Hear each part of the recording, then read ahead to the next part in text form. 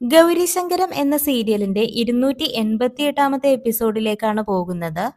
ഹാളിൽ ശേഖറും തങ്കച്ചിയും മറ്റ് ആൾക്കാരും കൂടെ സംസാരിച്ചു കൊണ്ടിരിക്കുകയായിരുന്നു. ആ ഒരു സമയത്ത് ശേഖർ ദേഷ്യത്തോടു കൂടി തന്നെ കമലയെ വിളിക്കുന്നുണ്ട്.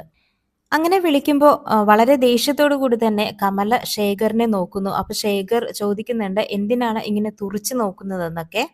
അങ്ങനെ ശേഖർ കമലയോട് തന്റെ ഷോൾഡർ മസാജ് ചെയ്യാൻ പറയുന്നു.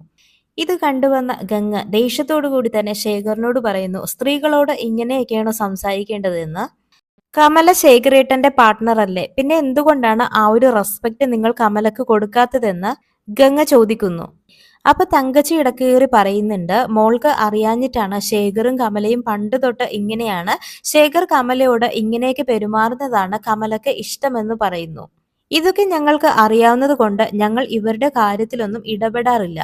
ഇത് കേട്ട് ഗംഗ പറയുന്നുണ്ട്, ഈ ഒരു രീതി ഒട്ടും ശരിയല്ല അമ്മായി എന്ന്.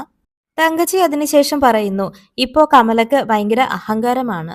ശേഖറിന് ഷോൾഡറിൽ വേദനയുള്ളത് കൊണ്ടല്ലേ കമലിനോട് മസാജ് ചെയ്യാൻ പറയുന്നത്. ഇത് കേട്ട് കമല വളരെ ദേഷ്യത്തോടു കൂടി തന്നെ തങ്കച്ചിയെ നോക്കുന്നു. അതിനുശേഷം കമല വന്ന് ശേഖറിന്റെ ഷോൾഡറൊക്കെ മസാജ് ചെയ്തു കൊടുക്കുന്നുണ്ട്. അതിനിടയ്ക്ക് ശേഖർ കമലയോട് പറയുന്നു, ഇത് ചാരങ്ങാട്ട് വീടാണ്, മര്യാദക്ക് അടങ്ങിയൊന്നുകി ജീവിച്ചാൽ നിനക്ക് കൊള്ളാമെന്ന്. ആ ഒരു സമയത്താണ് വളരെ അപ്രതീക്ഷിതമായി തന്നെ കമല കൈകളിൽ ഒളിപ്പിച്ചിരുന്ന കത്തിയെടുത്ത് ശേഖറിന്റെ കഴുത്തിന് നേരെ വീശുന്നത്. എന്നാൽ അത് കണ്ട ഗംഗയൊക്കെ ഒരുപാട് ഉപദേശിക്കുന്നുണ്ട് കമലയോട് കത്തി താഴെയിടാൻ. എന്നാൽ ദേഷ്യത്തോടു കൂടി തന്നെ കമല പറയുന്നുണ്ട്, ശേഖർ ഇനി ശബ്ദിച്ചാൽ കഴുത്ത് ഞാൻ വെട്ടിയെടുക്കുമെന്ന്. ഇതൊക്കെ കണ്ട് ഗൗരിയും ശങ്കറും താഴേക്ക് ഓടി വരുന്നു. ശങ്കർ പറയുന്നു, എന്താണ് കമലയെടുത്ത് കാണിക്കുന്നത്, ഇങ്ങനെയൊന്നും ചെയ്യരുതെന്ന്. എന്നാൽ ഗൗരി കമലയുടെ അടുത്തേക്ക് വന്ന് ആ ഒരു ശ്രമത്തിൽ നിന്നും പിന്മാറാൻ ഒരുപാട് ശ്രമിച്ചു. അങ്ങനെ കമലയും കൂട്ടി ഗൗരി റൂമിലകത്തേക്ക് പോകുന്നു. അതിനിടയ്ക്ക് ശങ്കർ ചോദിക്കുന്നുണ്ട്, നമ്മുടെ കമലയിടത്തേക്ക് എന്തു പറ്റിയെന്ന്. അപ്പൊ ഗംഗ പറയുന്നുണ്ട്, ലക്ഷണം കണ്ടിട്ട് കമലയിടത്തേക്ക് മാനസികമായി എന്തോ പ്രശ്നം ഉണ്ടെന്നാണ് തോന്നുന്നതെന്ന്.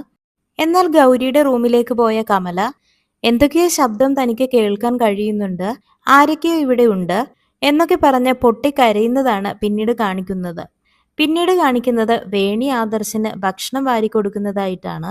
ആദർശ് വളരെ വിഷമിച്ചുകൊണ്ട് വേണിനോട് ചോദിക്കുന്നുണ്ട്, വേണി നിന്റെ ലൈഫ് വേസ്റ്റ് ആയെന്ന് നിനക്ക് തോന്നുന്നില്ലേ എന്ന്. എന്നാൽ വേണി തിരിച്ചു പറയുന്നുണ്ട്, നിങ്ങൾ എന്തൊക്കെയാണ് ഈ പറയുന്നതെന്ന്. അപ്പോൾ ആദർശ് പറയുന്നുണ്ട്, എന്നെ സന്തോഷിപ്പിക്കാൻ വേണ്ടി നീ സന്തോഷം അഭിനയിക്കുകയാണ്, എത്ര നാള് നീ ഇങ്ങനെ സന്തോഷം അഭിനയിച്ച് ജീവിക്കുമെന്ന്. അപ്പോൾ വേണി വിഷമത്തോടു കൂടി പറയുന്നുണ്ട്, നിങ്ങൾ വെറുതെ ഇരുന്ന് ചിന്തിച്ചു കൂട്ടുന്നത് ഇതൊക്കെയാണല്ലേ എന്ന്.